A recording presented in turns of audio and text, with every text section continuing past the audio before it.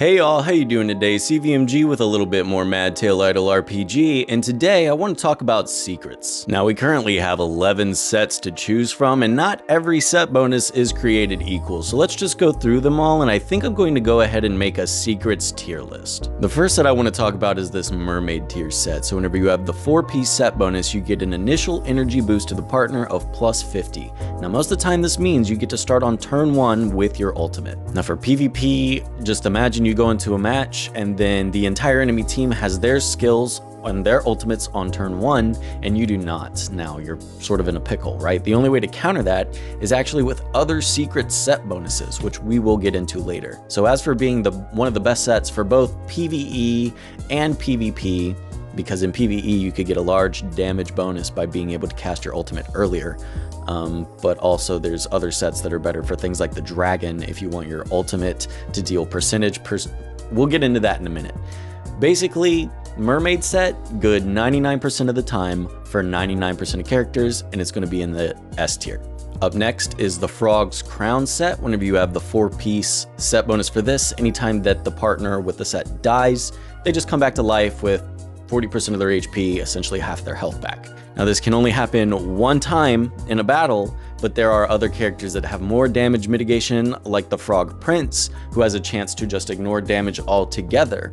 So if you pair a character like the Frog Prince with a set bonus like this, where not only does he just ignore damage innately within his kit, now the set bonus benefits him to where if he dies, he comes back to life, and then he has more chances to ignore the damage. So this set is really good on certain characters. Now if you're in a PvP situation and the enemy team is a sweep team where they just have like 4 really strong damage dealers or something like that, this could help you survive those initial onslaughts. Unlike Mermaid's tiers, this one sort of has a little bit of a problem.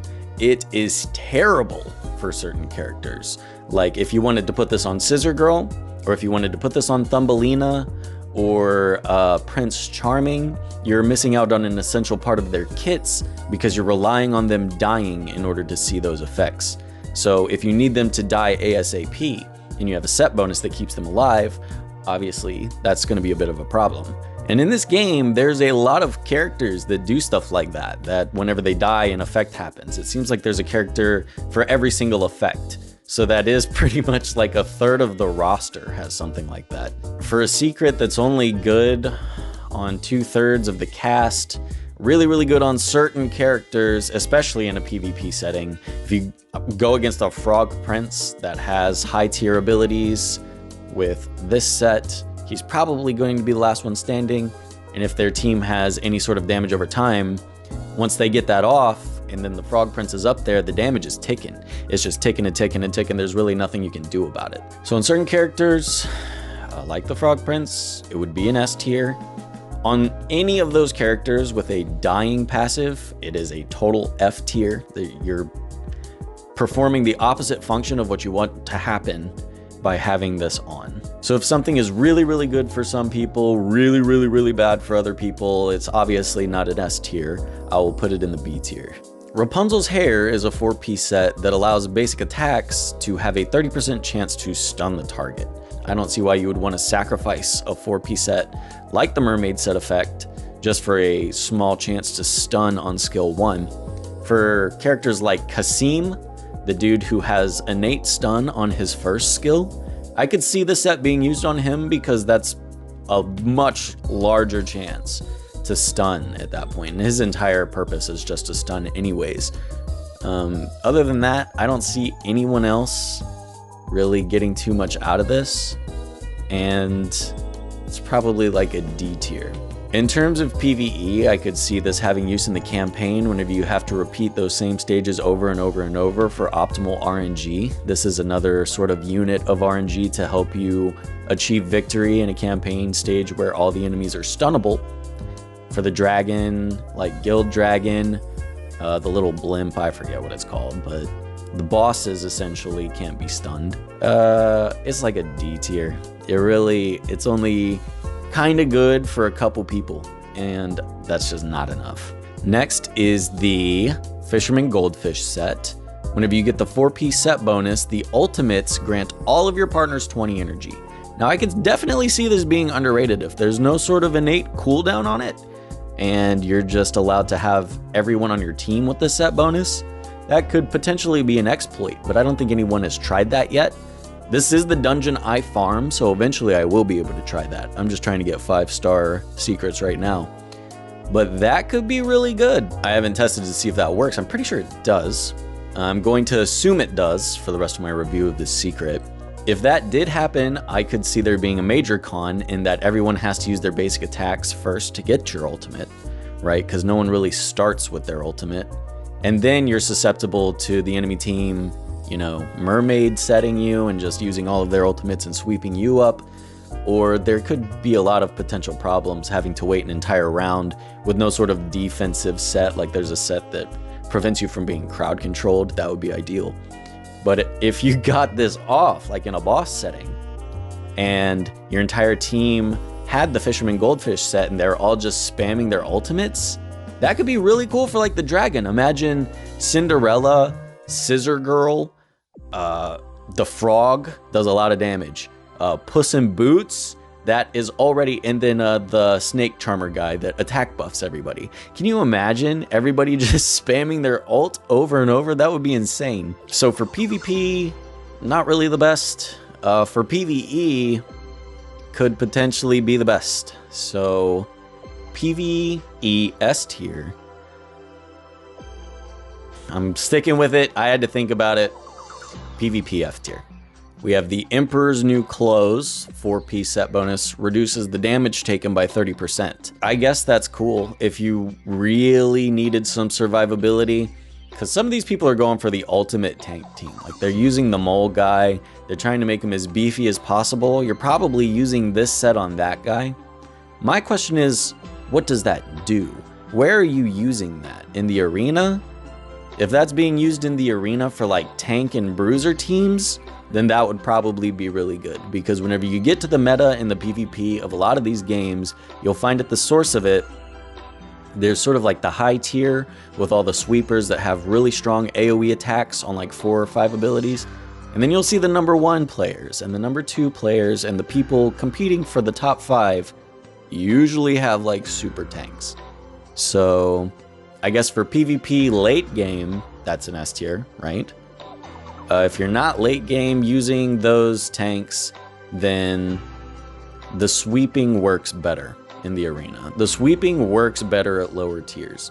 So I would say as you progress and get higher tier secrets, like you get your 5-star sets on everybody, and then you start working on getting your 6-star sets on everybody, 6-star sets of this is going to be very good in PvP. No one, I think, is really there yet except for maybe 1 or 2 people. So it's like a gradually increasing tier. Like whenever you first start the game, awful. Terrible, terrible secret. 30% less damage for what? You're just blasting through most of the things in the game with your sweep team anyways. So it starts at like a D, and then by mid-game it works its way up to B, and then whenever you're looking at competing for the top 5 in arena, it works its way up to S. Next up is the Mirror's Prophecy set, another one that is good for bosses. The 4-piece says that whenever you deal a critical strike, you have a 30% chance to add an extra 15% of the target's max HP to your attack, up to 1000%. Now there's already so many requirements stated. 1, you must crit. So that has an insinuation that you have a high enough crit rate to take advantage of crit damage. This also assumes that you have attackers on your team. So attackers generally lean more towards PvE for the boss fights. You're going to want single target nukers like Puss. This is going to be great on him. Frog Traveler, this is going to be exceptional on him for boss damage. I think whenever you see the highest boss damage in the game, you will be seeing some Frog Travelers with this set. Again, it is a late game thing. You need like 85% crit rate to really start to see the advantages. And on top of that, it's a pretty low percent chance to proc. So it's not going to see use anywhere except for probably the dragon or the blimp boss, where you will see it proc a couple times. And those few procs will deal insane damage and make it totally worth it. It's probably not going to proc in PvP. Probably isn't going to proc in campaign, and if it does, I mean, it's just 1 dude out of 5. For bosses, I'll say it's like an A, because I could see the goldfish thing being better. But, yeah, I'll say it's like an A. And then for PvP, this is like a D, because maybe you could kill these super tanks with it. But now you're talking about countering the counters, because you're already countering the damage teams with the tank team. So that's like so late game to the point where you don't even have anything left to do. You're just building everybody for the sake of having a counter for every team. That's probably as late game as it gets, so I cannot push this thing up to an S tier in any capacity. It's just gonna be, I think, an A. Okay, next is the Three Little Pigs Wooden House set. The 4-piece set bonus allows you to restore HP for 35% of the damage dealt by an ultimate skill or a basic attack. This is like an early game set, really. This is something that you farm in the beginning so that you can have a carry to progress you in the campaign. And yeah, whenever your team is dead, your carry will be healing himself with this set, but that's not very important. You can pretty much pass the campaign with anything. And I do plan on proving this because I'm already like 1 chapter away from completing the campaign on a $16 account.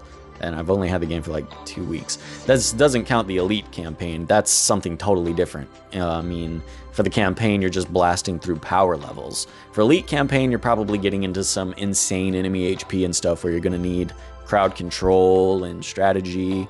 So, in my opinion, this is like an early game sort of set that allows you to farm higher levels of the secret dungeon so you can survive longer. But in terms of actual efficacy for in-game PvE or in-game PvE or P or whatever I said, is pretty bad. So it's like a C tier. Alibaba's Treasure. Now the 4-piece set for this is like the Will set from Summoner's War. It allows you to be immune to crowd control effects for the first round. This is specifically and by function best for PvP.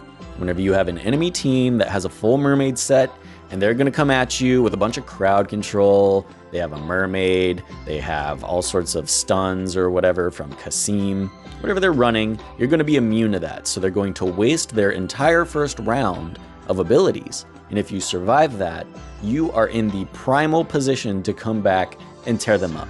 Because the trade-off from them using their ultimates with no added effects on you versus you using your ultimate second, but with your added effects, makes it the ultimate comeback set. And that is a very powerful strategy in PvP. So for PvP, I'll say it's like an A tier. In PvE, it's completely useless. I can't see this being used anywhere, not in campaign, except for maybe the Star Witch stage on 2616, but really, you can pass that once you beat the power gap. For PvE, it's like a F, to be honest. It has no use in PvE at all. Next, Wild Swan's Nettle Clothes. Increases healing by 60%. That's pretty straightforward. I think I don't really need to explain too much. Healers are rare in this game, so increasing the healing that the rare amount of healers can heal is good. And there's a lot of situations that are damage checks, like for the guild boss, you expect in a lot of games to just sort of bring 5 attackers and do as much damage as possible. It doesn't really work on the dragon because the dragon can kill you, so you do need some heals, and having someone like Prince Charming or whatever the healer you want is very helpful for increasing your damage because you survive longer because the healer kept you up. And yeah, I could definitely on Snow Soldier, especially for early game. So yeah, for healers, it's like an A tier. On people that don't heal, F tier. Now the Snowman's Love set, we're getting deep, so bear with me because we are going layers into mechanics now. The 4-piece set bonus increases the damage to controlled targets by 45%. So this is a set that you use to set up a wombo combo. Like you could have the mermaid come in with her area of effect and shrink everybody. Then you come in with your Cinderella next, and she has this set on. She's going to deal 45% more damage to everybody. And that, Cinderella already does a pretty decent amount of damage, so you could see how that could be a little crazy. There could be some insane setups with this. You could do it in the campaign stages, pretty much anywhere where people are controllable. Shrink is a control. I think that this was confirmed that the mermaid's shrink counts as a control, and you can use that on bosses. So if you want, you could shrink the dragon. Yeah, I've shrunken the giant. I know it will work on him. And whenever you get to those late level giants, it takes a couple of rounds to knock them out. So maybe you could knock them out round 1 easier with this set. Something else about this game is that you really are building 15 people. So you can't always guarantee having stunners on your team. Like if you're going in the prison, maybe you have a team that does this wombo combo fairly efficiently, but then a couple of them die and now your combo is completely thrown off.